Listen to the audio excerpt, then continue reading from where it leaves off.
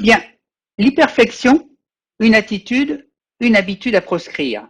Donc certains sur les réseaux sociaux sont un peu étonnés du titre. J'avais bien mis dans le titre réel, le vrai titre, hein, une habitude à proscrire avec un point d'interrogation pour deux raisons. D'abord parce qu'on peut se poser la question et si on veut attirer des personnes sur cette problématique, il ne fallait pas commencer par leur dire niet.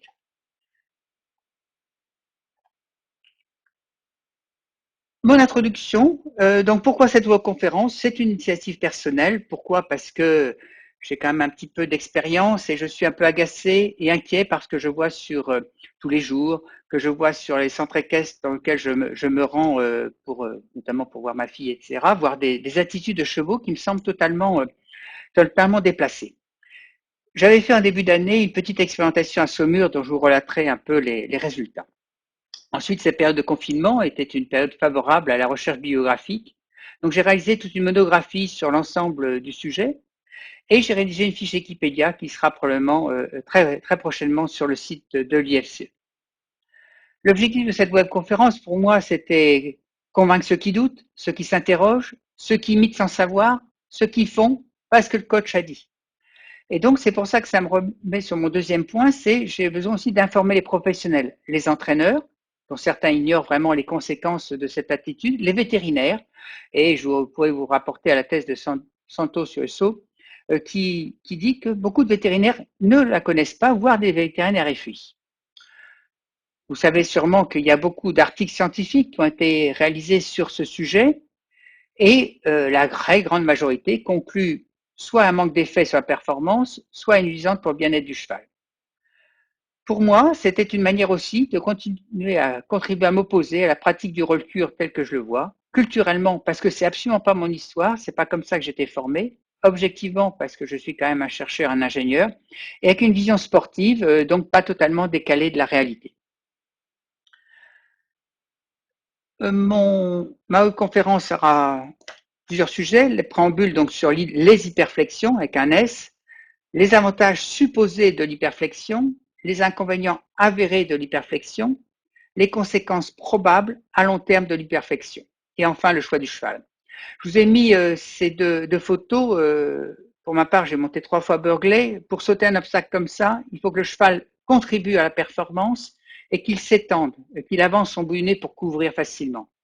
Et inversement, pour sauter, ça c'est à badminton que j'ai couru 2 fois, il faut, pour pouvoir rentrer sur un obstacle difficile comme ça et très droit, il faut que le cheval soit très relâché, malgré le côté impressionnant que ça peut lui donner et le freinage qu'on a fait à la bord. Autant de raisons qu'il faut que le cheval contribue et participe à la performance.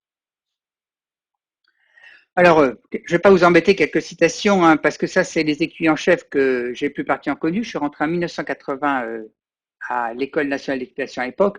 Regardez le général Durand qui écrit parce que le dressage a changé, parce que les exigences sont devenues dès le plus jeune âge trop, trop percutantes, peut-être trop dures, eh bien il dit c'est la porte ouverte aux rames artificielles, aux enraînements, aux effets de force. Le colonel de Bourgard, pour lequel l'hyperflexion n'existait pas, mais qui rappelle que le cheval doit se grandir dans son ralentissement et que quand on allonge, donc il dit il couvre son cavalier, c'est-à-dire que l'encolure s'étend au contraire dans les allongements. Et je finirai sur le colonel Christian Quint qui mène un combat contre cette pratique et qui rappelle le décalage entre cette pratique et les préoccupations de nos anciens qui rappelaient dans les règlements de dressage, y compris le souci qu'ils avaient de transmettre intact aux générations à venir notre patrimoine. Pour entrer dans le vif du sujet, donc le roll-cure, les hyperflexions et les orientations actuelles. Alors, le roll-cure se définit par une hauteur de la nuque, un enroulement de l'encolure, une flexion de la nuque. Donc, 3 valeurs qui permettent de définir un peu ce que c'est le roll-cure.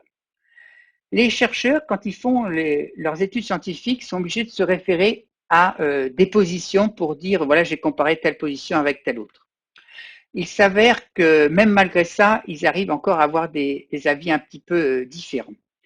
On va retenir 2 positions, donc en fait il y en a 7, hein, 2 positions. La position 4 qui est entourée en rouge, qui est le roll-cure dans sa définition actuelle, dans ce que l'on voit, ce que les gens pratiquent, et la position 7, qu'on verra plus tard, qui est la position qui a été retenue comme tolérable par la FEI. En bas, j'ai représenté ça avec un cheval, et je vous rassure, hein, à base de carottes et pas de contraintes. Les hyperflexions vues de la FEI. Donc la FEI, ça fait un moment qu'elle travaille sur le sujet suite à la pression du public, de cavaliers, de beaucoup de monde sur le sujet. Et en 2009, elle a défini un certain nombre de critères qui permettent théoriquement de sanctionner les cavaliers qui ne respecteraient pas les consignes. Donc les stewards doivent se pencher sur, dès que le cheval a une tête basse et proche du poitrail, avec une attitude enfermée, un bout du nez qui touche le poitrail, à différents critères. Ils sont de 3 ordres. L'inconfort du cheval, c'est-à-dire les oreilles en arrière, les foyements de queue, les ouvertures de la bouche. D'autre part, les actions agressives du cavalier, donc la manière dont il va obliger le cheval à rentrer dans l'attitude et à la maintenir. Et enfin, les conséquences sur la locomotion. Est-ce que le cheval est tendu, cadencé, décontracté? L'attitude du travail, est-ce que la tension est élastique et moelleuse sur les rênes? Pourquoi? Parce que l'attitude du recul a une influence en général négative sur la locomotion du cheval. Et théoriquement, cela amène, suivant il y a des tas de tableaux que je pourrais vous montrer, à soit une observation et si ça persiste, des sanctions, soit directement une sanction. Si vous voulez creuser l'affaire, vous allez sur Internet et vous tapez Rollkur Fédération Suisse et vous avez une vidéo qui vous explique les différents jugements avec des images calibrées qui montrent bien les choix que doit faire le steward sur le carré de dressage.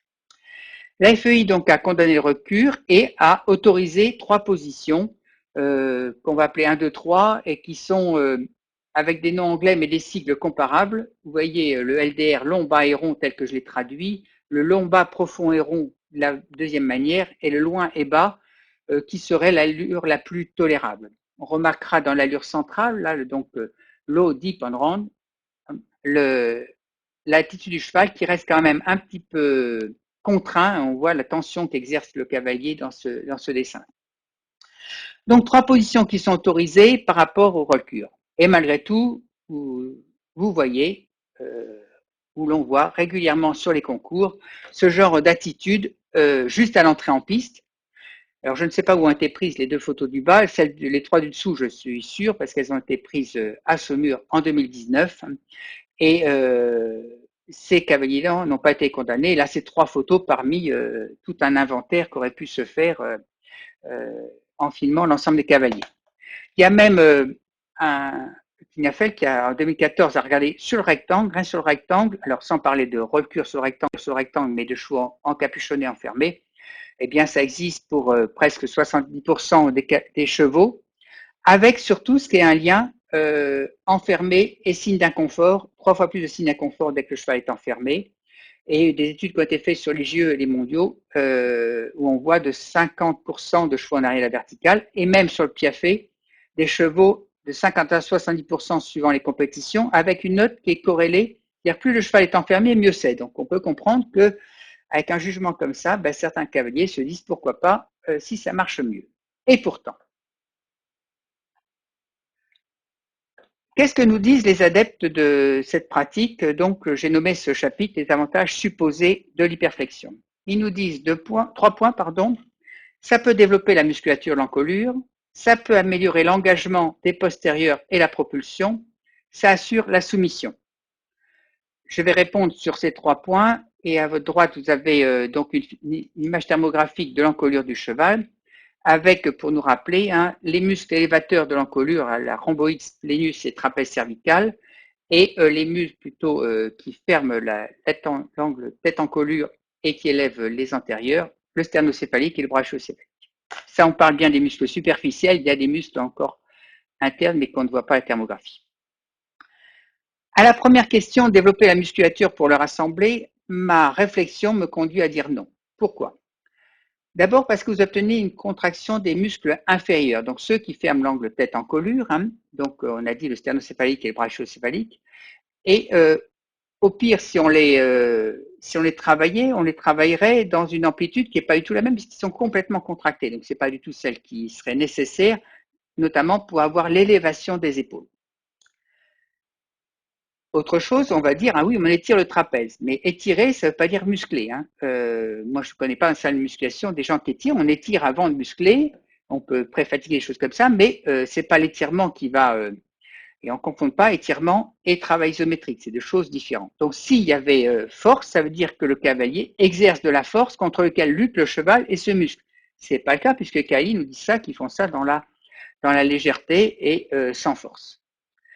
Ensuite, troisième point, des gens nous disent, mais si je contrains mon cheval devant, donc il est gêné, et dans ça, il va fournir une force musculaire supérieure pour faire le même travail, et je vais renforcer sa musculature. Dans ces cas-là, on va muscler l'arrière-main, et je ne comprends pas le problème ou leur sujet, puisque c'est assez facile de muscler chez un cheval l'arrière-main, un peu plus compliqué de muscler les abdominaux, et par contre, un peu plus difficile de muscler l'avant-main. Donc, l'arrière-main, on peut le faire par les moyens les plus classiques, mais l'avant-main, ça demande une élévation. Si vous faites un travail avec un cheval qui est avec l'encolure abaissée, je ne suis pas une épaule en dents, le cheval ne va absolument pas élever ses épaules, il va passer par-dessous, vous n'avez pas le muscler. Ici, c'est l'expérience que nous avons menée à Saumur, donc avec un seul cheval, je vous en prie de m'excuser, mais on souhaite en faire d'autres, avec une attitude de référence, une attitude proche du rassemblé, une attitude en hyperflexion. Et à droite, vous avez la caméra thermographique et vous observez, par exemple, chez ce cheval-là, en attitude rassemblée, les points blancs, donc on peut bien travailler le haut, les élévateurs de la base de l'encolure, alors que sur l'attitude rassemblée, la figure est beaucoup moins évidente. Kinafel en 2014 reprend la même chose, il me dit sollicitation des muscles inférieurs avec l'hyperflexion, avec une contraction intense, d'ailleurs qui est peut-être proche de la musculation, ce qui prouve bien qu'il y a un effet de force de la part du cavalier. Et au contraire, quand la nuque est le point le plus haut, le chanfrein en avant le vertical, on sollicite les muscles supérieurs de l'encolure, le spénus et le trapèze.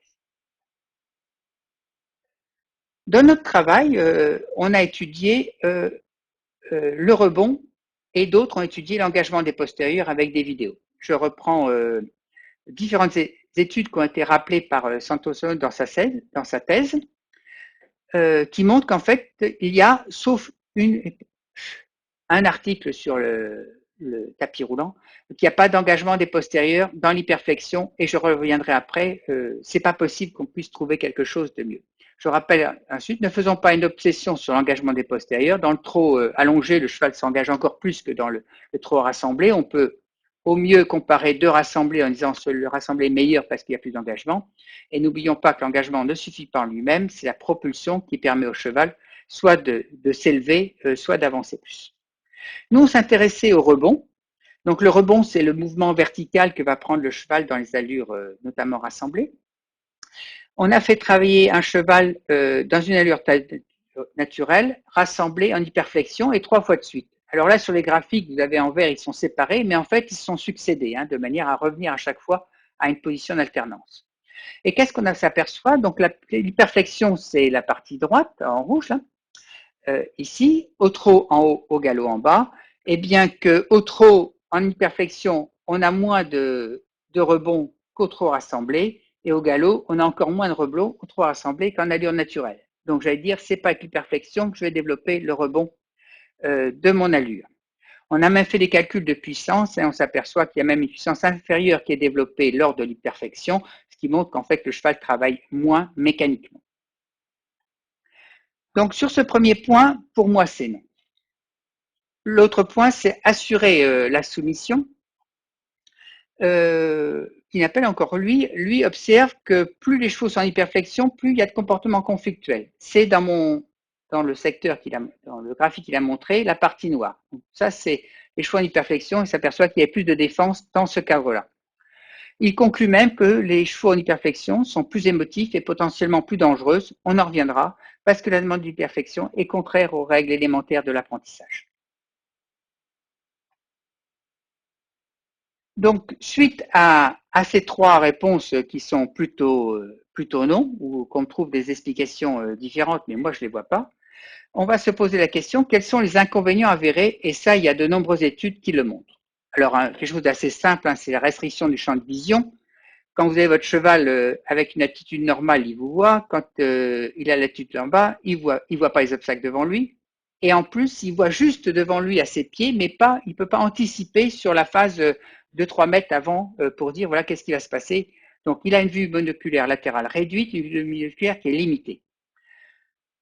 Et à terme, même Dominique et Olivier estiment que ça peut causer des troubles de l'équilibre. Et c'est pour ça d'ailleurs que les chevaux qui sont en hyperflexion, des fois, ont un mouvement alternatif de la tête. Ben, c'est pour essayer de retrouver cette vue binoculaire qu'on leur a privée. Donc, premier point, c'est il voit moins bien et en plus, c'est gênant pour lui. La deuxième chose, c'est la diminution des capacités respiratoires. Hein. Donc, on a le larynx, le pharynx. Et ici, l'étude qui a été faite par Limingo montre ici, c'est de l'hyperflexion en rouge. Et là, c'est en allure naturelle ou naturelle plus ouverte. Et on voit que donc la trachée, le pharynx, pardon, le diamètre est plus bas dans l'hyperflexion que dans les autres. Donc ça veut dire qu'on a une réduction du diamètre, ça veut dire qu'on a une performance qui est altérée du point de vue respiratoire.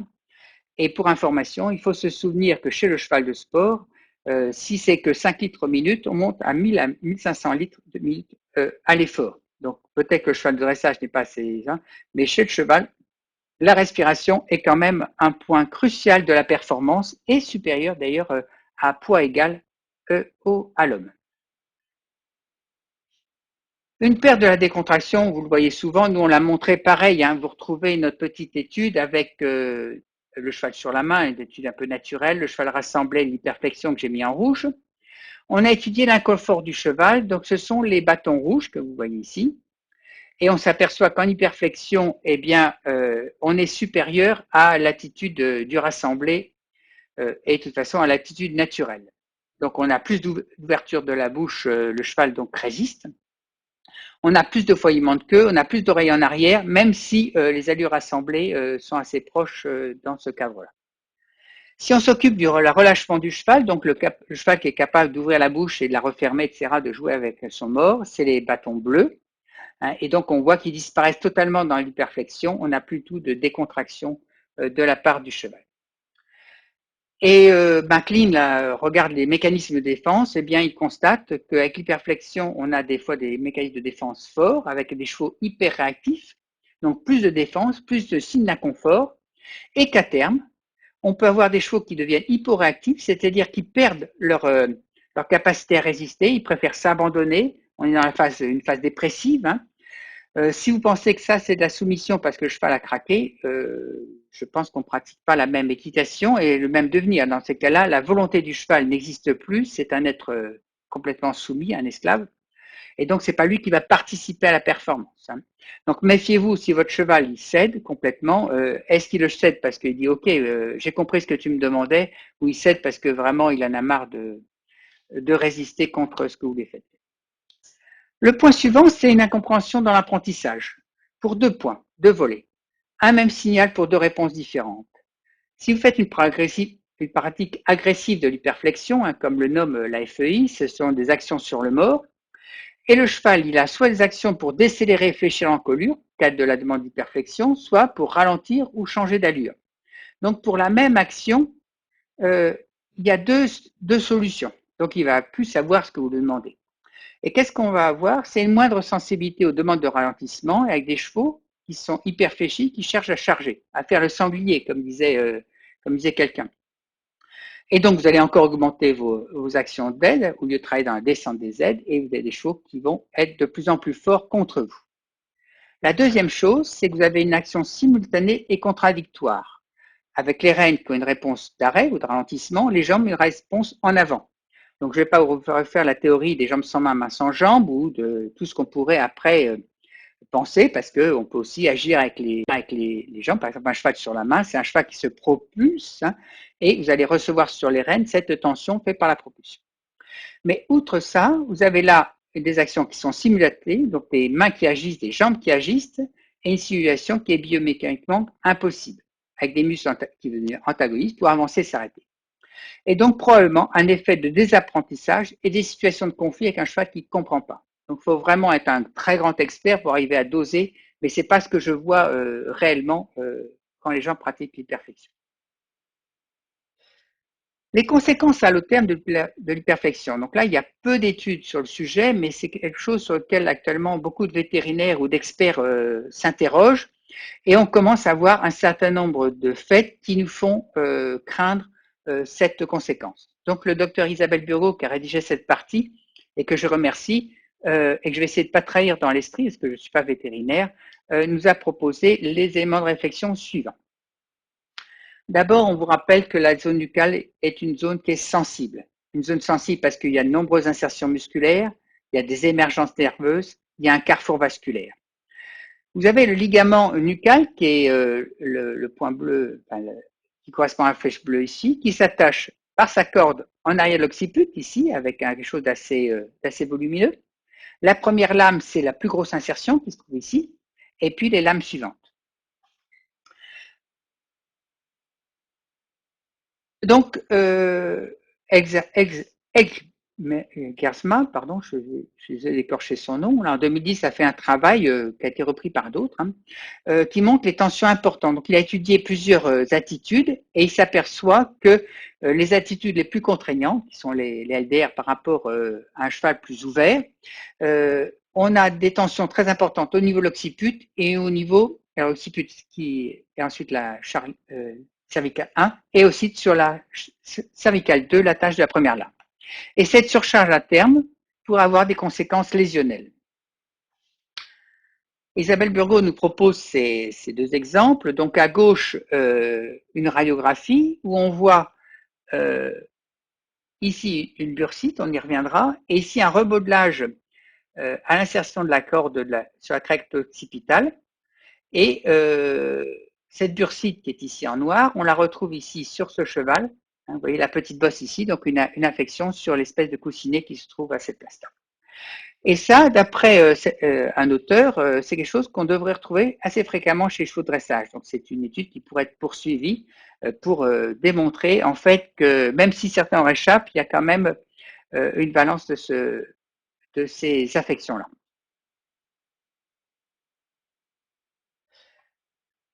Isabelle Bureau nous rappelle que c'est une zone où il y a 4 muscles et beaucoup de choses. Donc ici, vous avez une vue arrière du crâne, l'attache des 4 muscles, ici l'attache du semi-épineux, l'attache de l'oblique crânial, ici l'attache du grand droit dorsal et du petit droit dorsal. Donc beaucoup de muscles qui s'attachent dans une zone qui est quand même assez petite. Et ces muscles sont des muscles élévateurs de la tête, donc nécessaires pour l'élévation de l'encolure, mais par contre fortement étirés dans l'hyperflexion. Donc c'est ceux qui sont les plus sensibilisés par ceux. Quand on se regarde l'arrière de la tête, c'est un carrefour vasculaire et nerveux avec plusieurs choses. La moelle épinière et les 3 artères vertébrales, donc le foramen magnum. Les nerfs crâniens que l'on voit ici, donc 3 nerfs importants qui sont en arrière de la tête, et puis les veines carotides internes et les veines jugulaires que l'on trouve ici. Donc l'hyperflexion, par cette fermeture exagérée, peut avoir des répercussions sur l'irrigation artérielle du crâne et le drainage du retour veineux.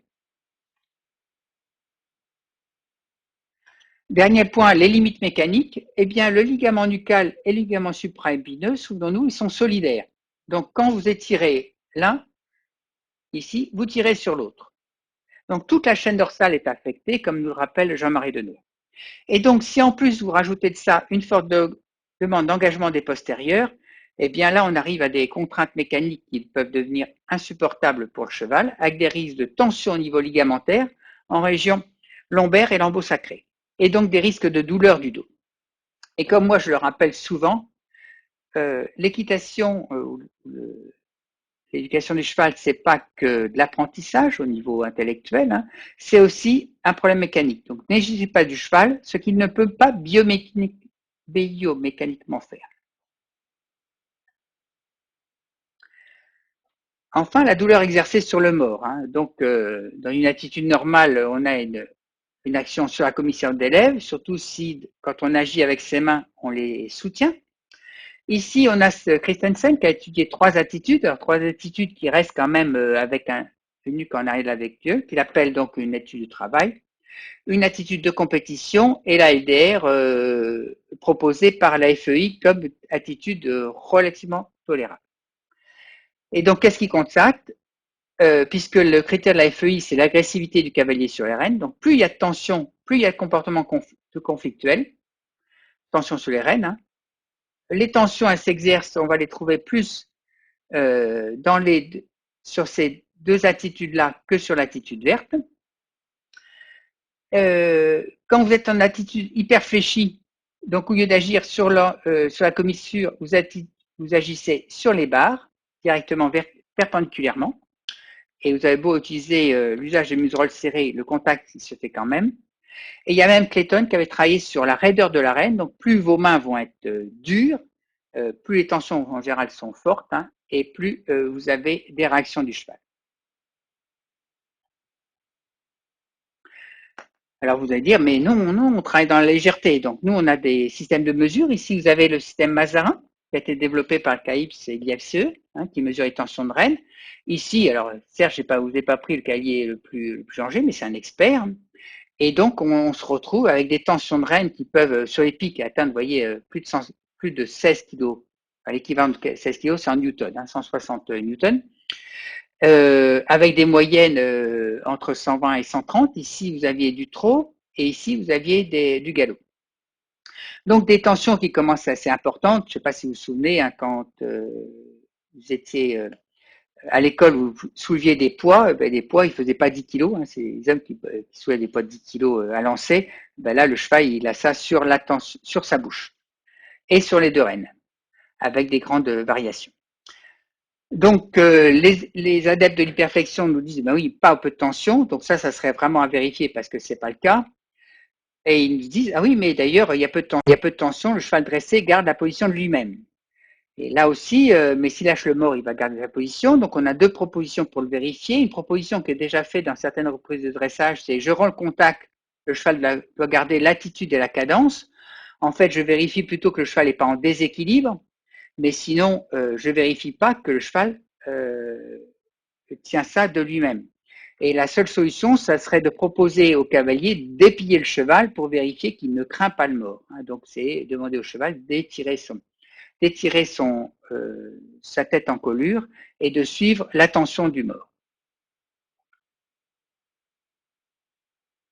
Et enfin, si on pose la question au cheval, donc il y a la fameuse étude de von Bostel qui proposait donc un cheval travailler en nature naturelle dans un manège à gauche et travailler dans un autre espace en recul à droite.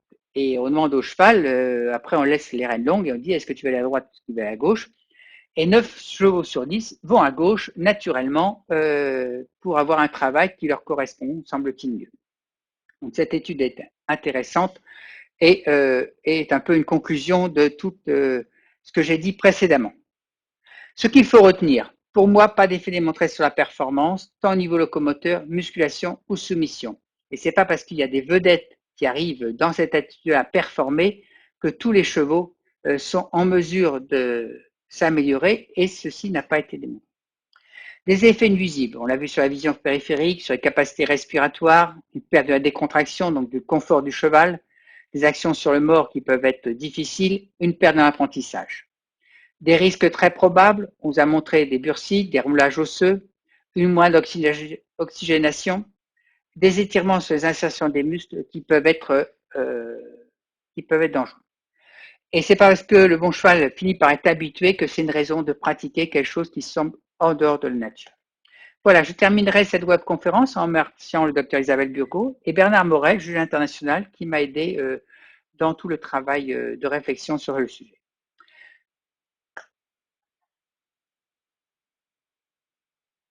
Voilà, je vous propose une biographie, donc une monographie que je pense qu'on mettra à côté de la fiche Wikipédia qui va bientôt paraître. Je rappelle dans le livre de Christine Briand, il y a un certain nombre de pages aussi, donc son livre Bien dans son corps, bien dans sa tête, hein, il y a 8 pages sur le sujet. La thèse qui est facile à trouver en français, là, que vous pouvez télécharger sur le lien que je vous ai mis, de Santos USO, qui est récente, hein, 2018. Le livre de Philippe Carl, qui met aussi un sujet qui met aussi cette thématique dans ses sujets que l'on trouvera chez Belin. Je vous ai mis un certain nombre, sans censure, hein, de tout ce qui existe, enfin tout ce qui existe sûrement pas, mais d'un certain nombre de vidéos qui existent sur Internet ou de fiches particulières sur le sujet. Voilà, pour en savoir plus, bon, il y a de nouvelles webconférences. la vente des équidés, l'as méquin, de nouvelles recherches sur l'intelligence du cheval. Donc là, des choses de Léa qui sont tout à fait originales. Et puis, Humains et chevaux, une autre aussi, web